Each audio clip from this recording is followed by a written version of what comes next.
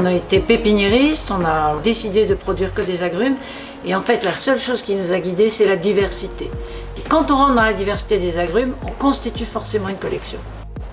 La façon dont elle est menée fait que c'est une collection unique. Quand on regarde les stations expérimentales, les arbres sont cultivés en pleine terre et donc il faut énormément d'espace. En se promenant dans ces espaces-là, on n'appréhende pas la diversité de la même manière que quand on est dans une collection en pot où tout est rassemblé très proche l'un de l'autre. Et on passe d'un fruit à un autre, d'une couleur à une autre, d'une forme à une autre, avec rapidité.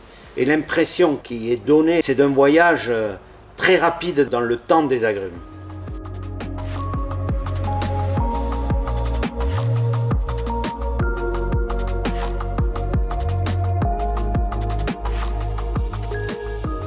Voilà une mandarine qui est un croisement obtenu en Italie entre une orange sanguine et une mandarine.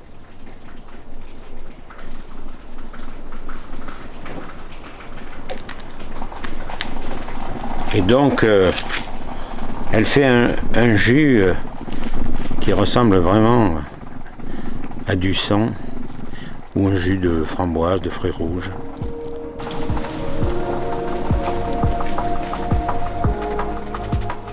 Ce qui nous a passionnés dans l'agrume, c'est toute cette immense diversité à tous les niveaux. Vous avez des couleurs différentes, vous avez des formes différentes, on a des utilisations différentes, on a des senteurs complètement différentes, du citron à l'orange, à la mandarine, au cédrat, et on a une histoire extrêmement diverse sur les agrumes. Voilà, donc c'est d'une richesse absolue. Cette petite apparence de mandarine, en fait c'est un citron. C'est un citron qui est rose et qui est une obtention qu'on vient d'avoir il y a à peine 2 ans. C'est une obtention qui est quand même le fruit du hasard. Chaque fois qu'on fait un croisement, on ne sait pas trop. On espère transmettre des gènes qui nous intéressent d'une orange sanguine, d'une mandarine vers un citron, pour obtenir des choses nouvelles, des couleurs nouvelles, des goûts nouveaux. C'est un citron, hein, proche de la lime, mais rose.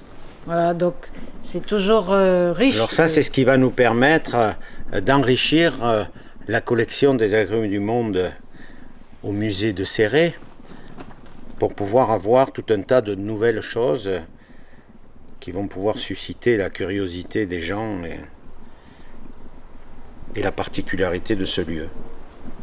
Ce qui est merveilleux dans l'idée de faire un musée avec une population de plantes qui sont les agrumes qu'on a cédés à Céret, c'est de pouvoir expérimenter ce que nous avons expérimenté ici.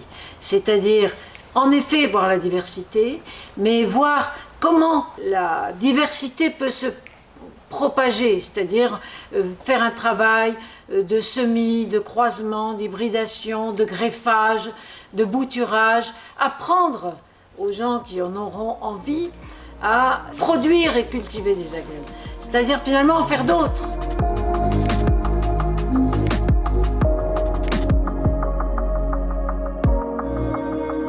Au Vietnam, la main de Bouddha est vendue comme ça, fermée, parce que justement ça fait les doigts en prière et on le met dans les petits hôtels qu'il y a devant toutes les maisons.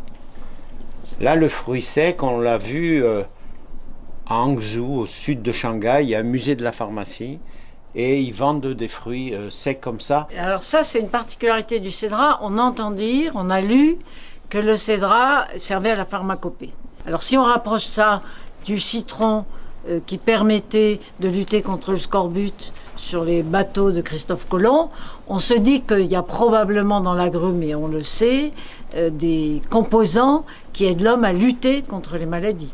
Nous avons assemblé pendant une quarantaine d'années des plantes du monde entier, des agrumes du monde entier, et en transmettant ce patrimoine à la ville de Céret, on est joyeux que ça puisse être utile, que ce travail qu'on a fait puisse être utile. Donc l'idée du musée, c'est de permettre que tout le travail que l'on a fait puisse continuer et se propager dans le département, que ça serve aux gens, voilà, que ça devienne un espace, un vrai pôle d'attraction sur le vivant. Voilà. Et ce vivant dans un musée vivant. L'origine de ma famille vient de Montbolo. Et donc que ces agrumes retournent dans cette vallée, ça me fait très plaisir.